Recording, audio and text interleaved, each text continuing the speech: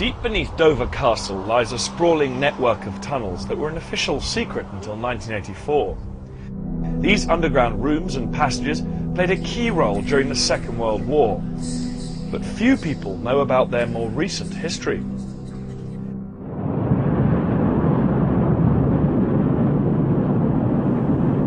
In the 1960s, the Cold War was at its height, and Britain had to prepare for World War III.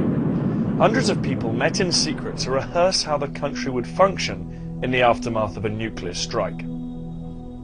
Today, the tunnels, over 100 feet below the ground where these exercises took place, remain closed to the public, but we can take you down and give you a tantalizing glimpse of Britain's secret history.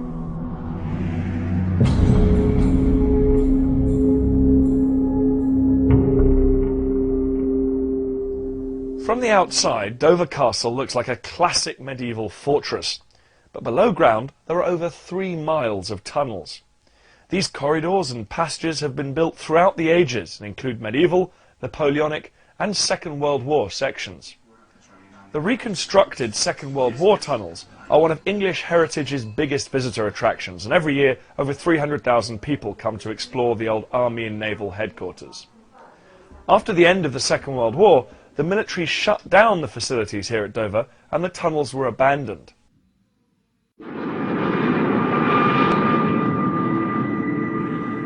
But in the early 1960s, Britain was once again threatened by war. The Cold War was heating up, and the threat of a nuclear attack from the Soviet Union was terrifying and real. These are maroons. They indicate the black warning. It means there is imminent danger of fallout in your area. The British government had to work out how they would govern in the wake of a nuclear strike on Britain. A new chapter in Dover Castle's secret history was about to begin. To get things underway, the British government contacted the Ministry of Works. It was lunchtime and the telephone rang, and I got a message from somebody saying, go to Dover Castle immediately and meet Mr. Morris and say to him, Dumpy again. On arrival at Dover Castle, Trevor Goodborne was met by members of the Home Office, handed a torch and led into the tunnels. Left untouched for almost a decade, they were a mess. They asked me how long it would take to clean the place up, decorate it and get it ready for temporary use. Quick think. And I said, 8 months. I was then promptly told, you have 20 days.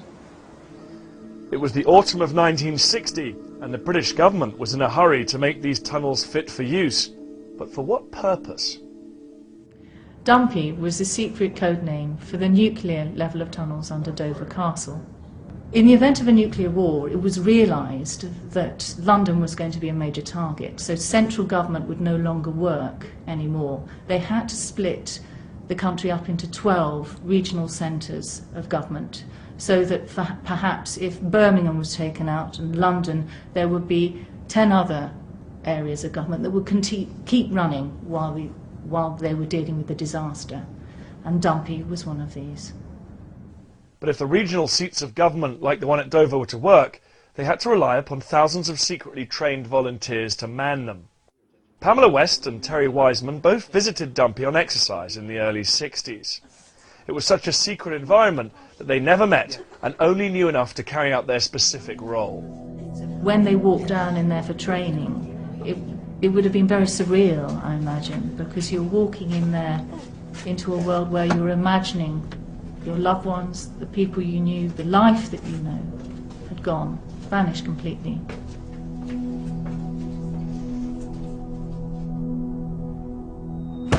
People really got into the exercises. It could be very, very atmospheric down there. And it was only perhaps under there that the reality of what a nuclear war was going to be like hit. I always found some of the exercises were so realistic that when you're in the middle of your shift and you were really working like mad, it was very easy to believe that there was pandemonium and chaos up top. Yeah. Terry Wiseman was a senior signals officer in the Civil Defence Corps. He visited a number of these kind of sites all over the country. So you think this was the signals office? This was my signals office. I had a desk at the far end there. My gosh, this brings back some memories. Pamela West also remembers her time in Dumpy. She was a sergeant in the Territorial Army and trained as a communications centre supervisor during the 60s. There would have been teleprinters down that wall, and probably the telephones over there, I can't really remember, and the clerks' desks down the middle.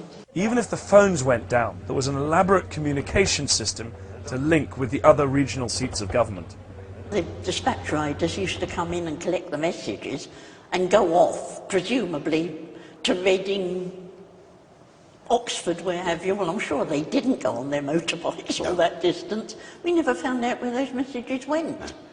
The tunnels were adapted to cope with nuclear contamination and contained radiation-proof living quarters for around 420 people.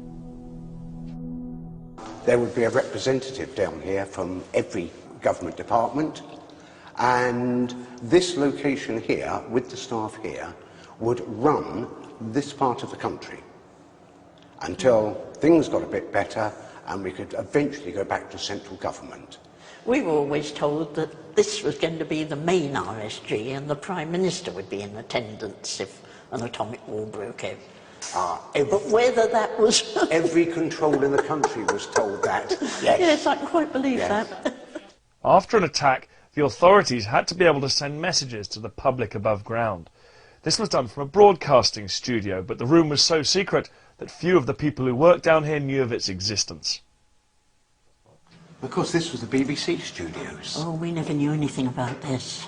Did you not? No. Oh, No. every regional seat of government and sub-regional seat had a fully equipped BBC studio, and they could broadcast messages from the regional commissioner about traffic control, crowd control, where there were feeding points, and so on. It is vital that you should know what to do immediately after a nuclear attack. No one was quite sure exactly how much of civilization was going to survive afterwards, but it was very important to let people know what was going on. In fact, in the event of a nuclear war, one of the exercises that the BBC is meant to have taken on doing is actually switching off all the channels when the warning went and leaving either a programme like Gardener's Question Time running, so that, in a sense, we'd have all gone out to something very pleasant rather than scary. Years passed and the threat of nuclear war receded. The huge expense involved in maintaining the tunnels became increasingly hard to justify. Finally, in 1984, just 3 years before the fall of the Berlin Wall, Dumpy was decommissioned. Looking back after all this time, do you think it would have worked? Doubtful. Doubtful. You really think so? Yes, yeah. It's interesting that this whole scenario of nuclear war is almost like a nightmare that was dreamt up by governments and civil servants and secret services that finally collapsed with the understanding that none of it would really have worked. In fact, the nuclear side of the bunker wouldn't have kept out radiation, and it would never have withstood a direct hit.